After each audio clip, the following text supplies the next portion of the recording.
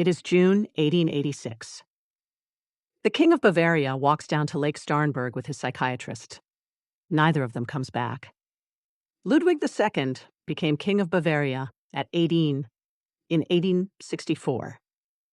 He worshipped Richard Wagner, never married, and spent more time at remote mountain lodges than in Munich. From the Alps, he commissioned 3 fairy tale castles: Neuschwanstein on a cliff above Hohenschwangau, Linderhof in the woods near Ettal, and Herrenchiemsee on an island in the middle of a lake. He paid for them out of his private royal income, borrowed heavily from foreign banks, and by 1885 was 14 million marks in debt. His ministers begged him to stop. He stopped answering them. In early June of 1886, 4 psychiatrists led by Dr. Bernhard von Guden, head of the Munich asylum, signed a medical report declaring Ludwig incurably paranoid. None of them had examined him. Their evidence was a long list of complaints collected by Count Maximilian von Hohenstein from servants who had been bribed to talk. At 4 a.m. on June 10th, a commission rode to Neuschwanstein to seize the king. Loyal villagers blocked the roads and rang church bells, and Ludwig's coachman tipped him off in time.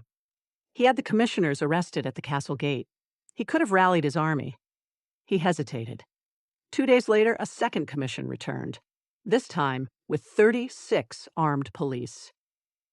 They took the king from his bedroom and drove him in a closed carriage to Berg Castle on the shore of Lake Starnberg. Guden traveled with him. At Berg, Guden made a remarkable choice.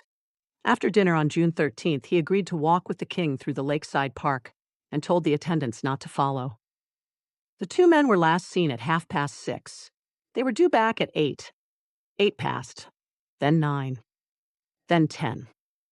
By 10:30, the gardeners and the gendarmes were beating through the trees in rain and a gale. They found Ludwig's overcoat and umbrella laid out on the bank.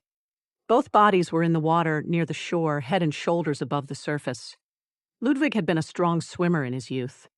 The water was waist-deep where the bodies were found.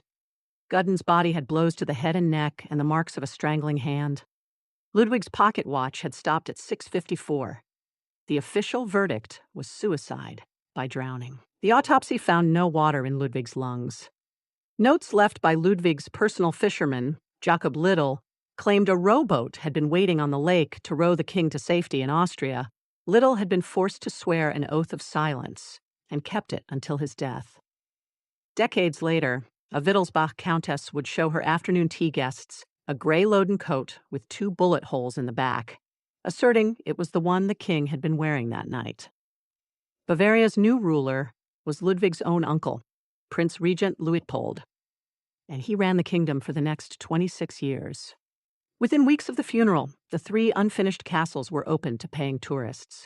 61 million people have visited Neuschwanstein since.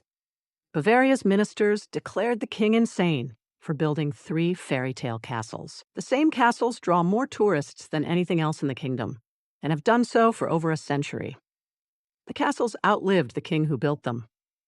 Walt Disney modeled his Sleeping Beauty castle in California on Neuschwanstein and made it a fraction of the size. Like and subscribe.